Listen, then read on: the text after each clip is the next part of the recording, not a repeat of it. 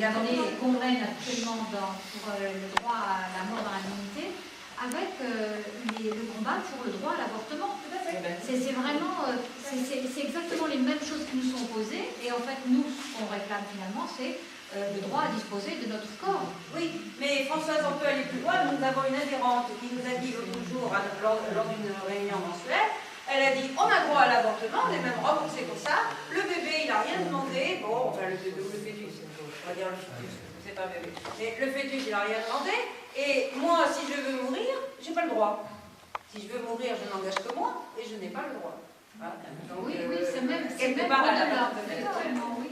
On peut considérer que c'est au-delà. Mais le combat, effectivement, est tout à fait similaire. Alors, Fabien vous a dit que, effectivement, quand même, ce qu'on remarque ici au niveau politique, c'est qu'il y a un clivage, un franc clivage, droite-gauche. Si vous avez regardé C'est dans l'air mercredi, où ceci a été évoqué, il y a un franc clivage entre la droite et la gauche, ce qui ne devrait pas être le cas. Nous, dans nos conseillers politiques à DMD, nous avons Alain Fouché, qui est le sénateur UMP de la Vienne, et nous avons Anne Hidalgo, qui est donc aussi conseillère politique de la DMD. C'est un combat qui devrait être ni de gauche ni de droite.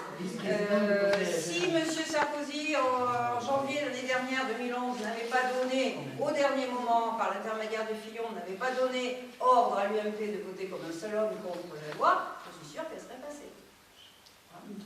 Voilà. Je suis l'avis tout et le contraire.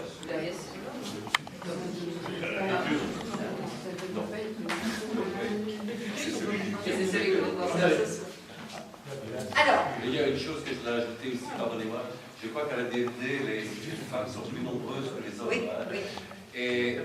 Et c'est vraiment... Pourquoi?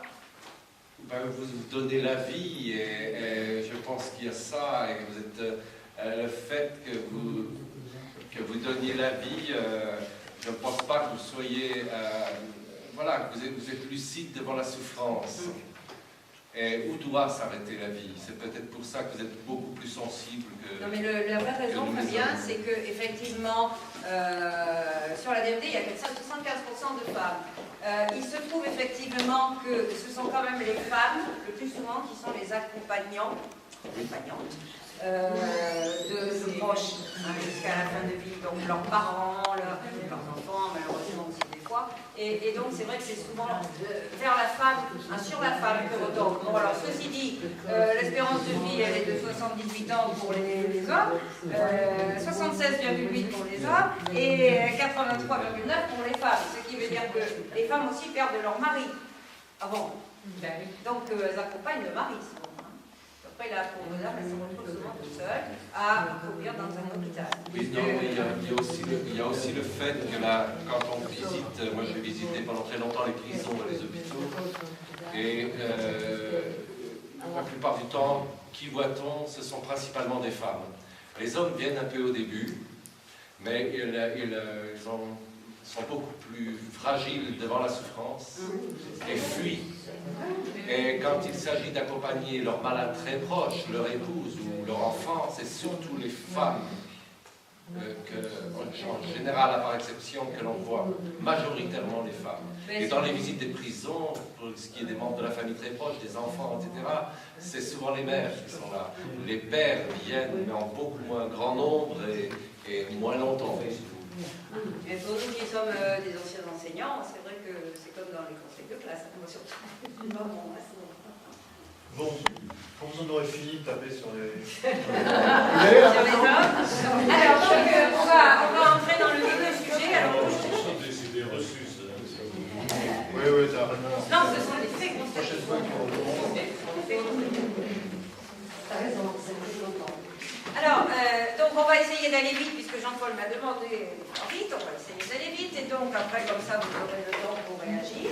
Alors, les questions sont un peu trop touffues, on va donc un peu réduire. Alors, première chose, qui décide de la poursuite ou de l'arrêt des traitements, des investigations, d'opérations, et comment, c'est difficile de le dire. Donc, qui décide de l'arrêt ou de la poursuite des traitements?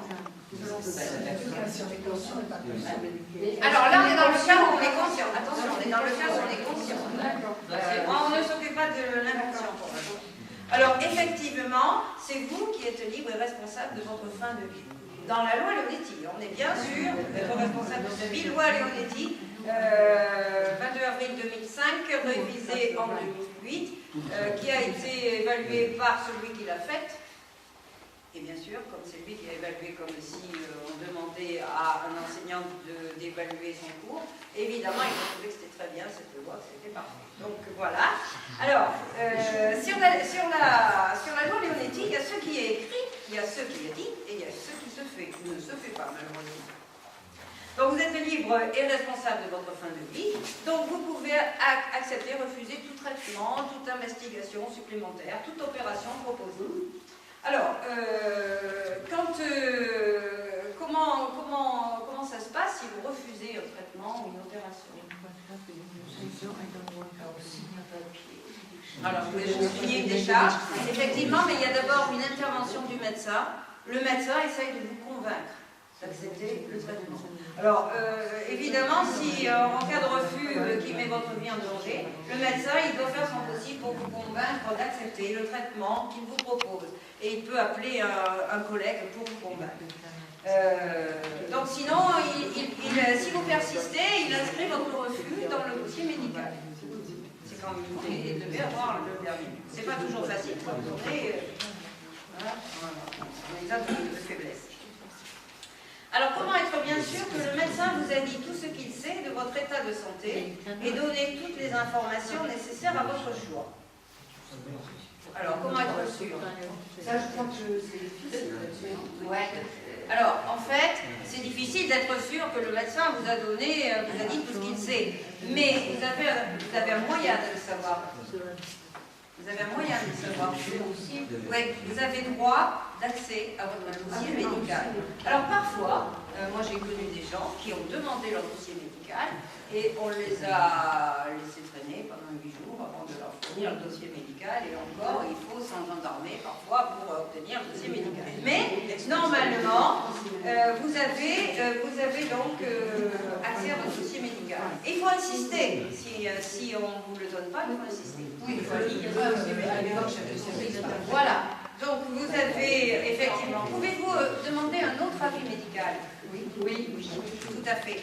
Alors, un autre avis médical extérieur pendant un séjour à l'hôpital. Alors, ce qui est pas su, moi-même je ne le savais pas avant de travailler sur cette loi Leonetti, c'est vrai que vous pouvez demander un autre avis médical quitte à quitter momentanément l'hôpital. Donc, ça peut aller loin. Mais là, comme toujours, il vaut mieux être entouré, il vaut mieux... C'est vrai que quand on est dans un état de faiblesse, c'est peut-être pas facile de prendre ces décisions-là. Certaines personnes me disent, oui, refuser un traitement déjà, c'est peut-être difficile, mais demander à partir ou... Donc, pouvez-vous demander à changer d'institution ou d'hôpital? Oui, bien sûr. Oui, bien sûr. Alors, vous pouvez même demander à rentrer chez vous. Et comme disait madame, en signant souvent une décharge, hein, parce qu'on ne va pas vous laisser mettre le médecin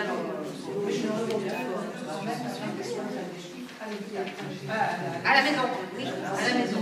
Alors, oui, voilà, vous pouvez demander à quitter l'hôpital, à rentrer chez vous éventuellement. Alors, vous pouvez demander à rentrer chez vous. Mais si vous êtes dans un sale état, hein, il faut prendre les mesures qui s'imposent, c'est-à-dire organiser des soins à la maison. Et effectivement, on peut avoir des soins palliatifs. Il y a des unités de soins palliatifs mobiles qui peuvent aller à la maison. En sachant que c'est pas si facile que ça. Moi, j'ai le cas personnel et dans ma famille. Et donc, si vous voulez avoir des soins palliatifs à la maison, il faut que, si vous avez une mère qui vit toute seule, qui encore se débrouille, vous ne pouvez pas avoir de soins palliatifs si vous ne vous installez pas chez elle. Hein, il faut qu'il y ait une personne en permanence avec elle. Voilà. C'est pas facile, c'est même peut-être pas très bien, mais on en a le droit et la possibilité. C'est ça, par rapport à la liberté. Tout à fait. Je m'inscrivais uniquement sur ce plan-là. Alors, deuxième question. Vos directives anticipées et la nomination de votre personne de confiance doivent-elles être mises dans votre dossier médical? Oui. Oui. Alors, elles doivent vous suivre dans votre dossier médical. Donc, ce qui se passe aujourd'hui, ça c'est écrit dans la loi. C'est bien joli hein, d'écrire quelque chose et de ne pas le respecter après. Donc c'est écrit dans la loi, seulement il s'avère que moi j'ai eu une amie qui est rentrée dernièrement qui est à l'ADMD et Limoges, et qui est rentré donc à l'hôpital. On l'a mis dans son dossier médical, on n'a pas regardé les directives anticipées. Je leur rappelle qu'elle avait des dossiers. Donc c'est vrai qu'après ce qu'ils en font, on ne sait pas forcément. Alors, le médecin... Excuse-moi, on le laisse à plusieurs endroits. Oui. Alors, les directives anticipées, nous à la DMD, évidemment. Alors, bien sûr que là, les personnes qui ne sont pas inscrites à la DMD n'ont pas l'habitude de faire des directives anticipées. Nous, si vous êtes adhérent à la DMD, on vous envoie des directives, on vous envoie un dossier avec des directives anticipées. On vous conseille de bien préciser ce que vous voulez, ou surtout ne voulez pas sur votre fin de vie. Style, je ne veux pas vivre dans un état végétatif, je ne veux pas l'alimentation artificielle, je ne veux pas... Bon. Et puis, on vous demande de les renouveler tous les 3 ans. Parce que les directives dans la loi Leonetti ne sont valables que pour 3 ans. Donc nous, à la DMD, au bout de 2 ans et demi, on vous dira, pensez à renouveler vos directives anticipées. C'est quand même un confort et puis une sécurité de ne pas